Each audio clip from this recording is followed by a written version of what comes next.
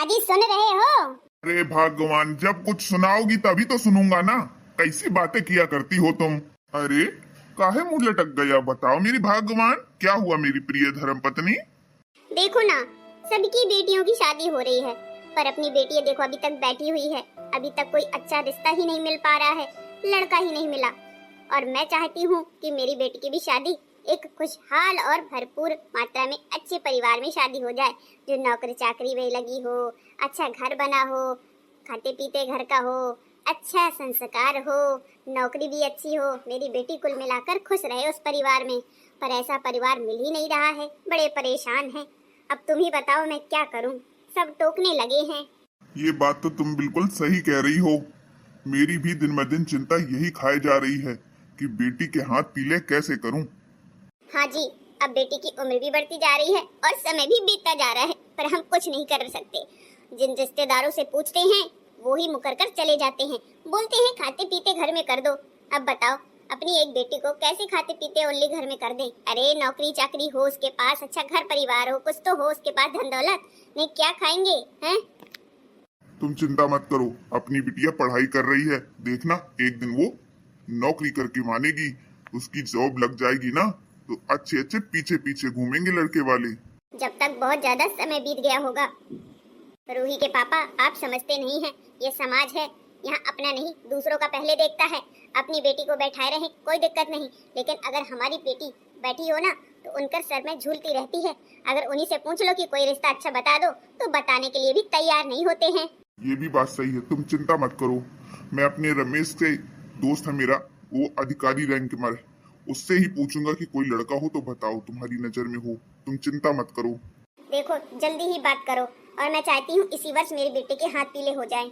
मैं नहीं चाहती कि मेरी बेटी की शादी में और ज्यादा लेट हो जाए। हाँ हाँ, मैं कोशिश करूंगा, तुम चिंता मत करो। माँ, बाबूजी, आप क्या कर रहे हो? देखो मैं कॉलेज से आ गई। अरे क्या हुआ आप दोनों को? ऐसे क्यों खड़े हो आप दोनों, जैसे आपको कोई सदमा सा लग गया हो? बेटी को कुछ मत बताना, ठीक है ना? हाँ हाँ, मैं नहीं बताऊंगा। अरे बेटा, तेरा ही इंतजार कर रहे थे, आ गई तू कॉलेज से? हाँ माँ, मैं तो आ गई, पर आपका चेहरा उतरा हुआ क्यों है? आप ऐसे तो रहते नहीं हो। देखो माँ, हैप्पी रहा करो, कोई भी बात हो, देखो हमें मुस्कुराकर जीना चाहिए। हाँ बेटा, सही कह रही है रूही तू। तो पापा मेरी बात क्यों नहीं मानते हो? अरे बेटा, बात वो है ना। क्या है बात पापा? आप दोनों मुझसे कुछ भी मत छुपाया करिए, ठीक है ना? ऐसे में मुझे पराया सा लगता है। आप मेरे मम्मी पापा हो ना, मैं आपसे कुछ बातें छुपाऊं और ना ही आप मुझसे कोई बातें छुपाएं। प्लीज बाबूजी बताइए क्या बात है? अरे मैंने मना किया है ना कि बताना नहीं बेटी को। हाँ हाँ, अरे क्या है ना रूही बेटा, तेरी माँ को तेरी चिंता सता रही है। कौन सी चिंता बाबूजी? कैसी चिंता, बताइए ना खुल के। चिंता चिता के बराबर होती है, इसलिए चिंता करनी भी नहीं चाहिए किसी भी बात के लिए। मैंने ऐसा कौन सा काम कर दिया गलत जो चिंता सता रही है? अरे तू ढंग से खाती पीती नहीं है, तुझे पराये घर जाना है, तेरी शादी करनी है। वो सोच रही थी कि मेरी बेटी हष्ट पुष्ट हो जाए, अच्छे से खाना खाए। तू आज बिना नाश्ता किए ही कॉलेज चली गई, इसलिए वो दुखी है। अरे माँ, इस बात पे दुखी नहीं होते हैं, मेरे एग्जाम चल रहे हैं, इसलिए मैं जल्दी जल्दी चली गई। अब देखो एग्जाम देकर मैं आ गई हूँ। अरे रूही के पापा, आपने तो बात को बहुत अच्छे तरीके से घुमा दिया, जय हो तुम्हारी। अरे बेटा, तेरा एग्जाम कैसा गया? मुझे बहुत बुरा लगता है तू बिना खाए चली जाती है। मैं तो यूं ही तड़पती रहती हूँ कि मेरी बेटी खाली पेट चली गई। देखा, इतना चाहती है तुझे रूही बेटा, इसीलिए तुझे घर से विदा भी नहीं करना चाहती है, पर ये आस पड़े उसके लोग तुझे विदा करके मानेंगे। पापा जी, आप दुनियादारी की मत देखो, आप अपनी और हमारी देखो। बेटा कैसा रहा एग्जाम तेरा? अरे माँ और बाबूजी, मेरा एग्जाम एकदम फर्स्ट क्लास रहा। 90 में से 90 नंबर करके आई हूँ, और 10 नंबर का मेरा प्रैक्टिकल है। अरे वाह, तब तो तेरे नंबर भी बहुत अच्छे आएंगे। मैं तो चाहती हूँ तू ही अफसर बिटिया बन जाए मेरी, तेरी नौकरी लग जाए, बस यही मेरा सपना है। माँ, आपसे वादा है मेरा, मैं एक दिन जॉब करके रहूंगी, देख लेना, और आपकी पूरी जिम्मेदारी उठाऊंगी। फिक्र मत करना, बेटा नहीं है तो क्या हुआ, बेटी बेटा का फर्ज निभाती है, और मैं इस घर से जाऊंगी नहीं कहीं। आप दोनों ही मेरी संसार दुनिया भगवान हो, आपको छोड़कर मैं कहीं नहीं जाऊंगी। ऐसा थोड़ी होता है बेटा, शादी तो करनी ही पड़ेगी ना।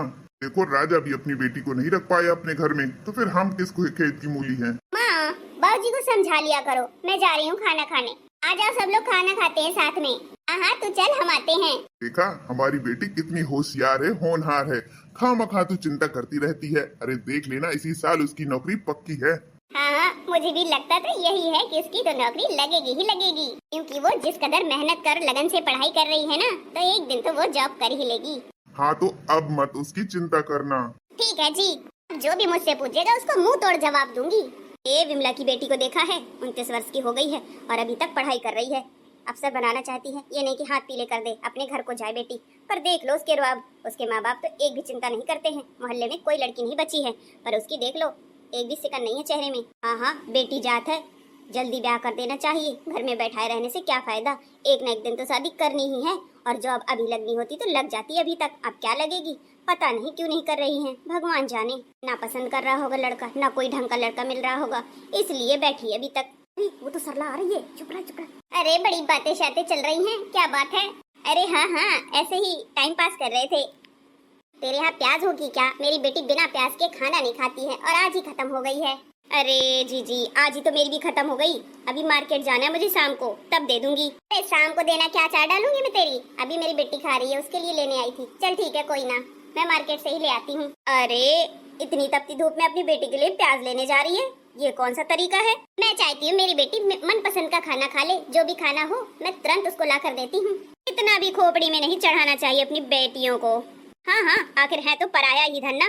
पराई तो तुम लोग भी हो, फिर क्या कर रही हो यहाँ पर? जिस तरह तुम्हारे साथ हुआ उस तरह तुम सोचती हो मेरी बेटी के साथ हो, पर ऐसा कभी होने नहीं दूंगी। वो मेरी बेटी है, लाखों में नहीं करोड़ों में एक है, करोड़ों में, समझी तुम दोनों?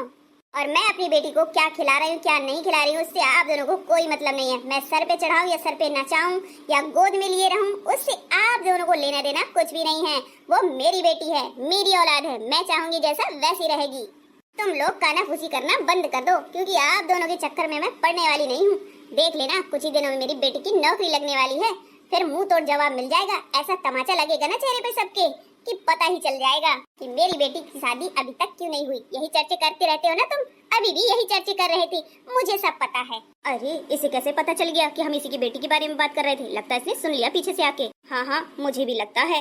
हाँ तो सही तो कहते हैं, बेटियों को ज्यादा दिन घर बैठाया नहीं जाता है, जल्दी ही निपटा दो तो ज्यादा सही है। तुम आरी जब बेटी हो ना, अपनी बेटी को जब पैदा हो जाए ना तभी रिश्ता पक्का कर देना, और 6 साल वर्ष में ना उसकी शादी कर देना, ठीक? हाय दैया कितना बोल रही हो, पता नहीं कितने भाव बढ़ गए हैं तुम्हारे। भाव नहीं, अब अकल आ गई है मेरे कि कैसे पड़ोस वालों को मुंह तोड़ जवाब देना है। अभी तक मैं सुनती आ रही थी, अब मैं सबको सुनाऊंगी जी भर के। आ गई बात समझ में? हाँ? मैं चली अपनी बेटी की गली, जो सुनाएगा मुझे मैं सुनाऊंगी उसे। मैं चली आई बड़ी भड़काने वाली जी ना, हराम करके रख दिया था, इसीलिए मैं बहाने से आई थी। देखा कितने रोबिल है, कितनी भाव बढ़ गए इसके। इसने ऐसा करारा जवाब दिया है कि हमारे मुंह के मुंह खुले रह गए। सही बात है, किसी के बीच में नहीं पड़ना चाहिए। हमें क्या लेना देना किसी से, हम अपनी बेटियों के और बेटों के जिम्मेदार हैं, किसी और के नहीं। पर हमारा भी मन नहीं लगता है जब तक दूसरों में कमियां नहीं निकाल लेते हैं। हाँ चल अंदर चलते हैं, अब बेइज्जती तो हो ही गई है हमारी, किसी से बताना मत। अरे मुझे क्या करना है बता के, चल जल्दी। अब तो इससे बोलने लायक भी नहीं है, क्योंकि ये करारा जवाब देगी। इसीलिए कहते हैं किसी के बीच में ना आओ ना पढ़ो। जो अपने लिए भला सोचो वही दूसरे के लिए भी भला सोचो, ना बोलो ना बुलवाओ। अरे तो इसकी भलाई के लिए ही तो कह रहे थे, बेटी जात है टाइम से कर दे। पर इसको तो कुछ और ही समझ में आ गया, पता नहीं किसने इसको भड़का दिया है। अभी तक तो इसकी जबान नहीं खुली है, लेकिन आज देखो कैसा करारा मुंह तोड़ जवाब देकर गई है। ना जाने किसने इसको भड़का दिया है। मैं तो कहती हूँ अमेठी वाली ने भड़काया होगा इसको। अरे तू चल, वो तो बाद में पता चल ही जाएगा 1-2 दिन में, चर्चे में। हाँ चल चलते हैं, बेइज्जती करवाने के लिए खड़े थे इसलिए नुक्स निकालते हैं हम लोग। अब मैं कभी किसी के ऊपर नुक्स नहीं निकालूंगी, चाहे जिसकी बेटी बैठी हो शादी के लिए, चाहे जो हो रहा हो।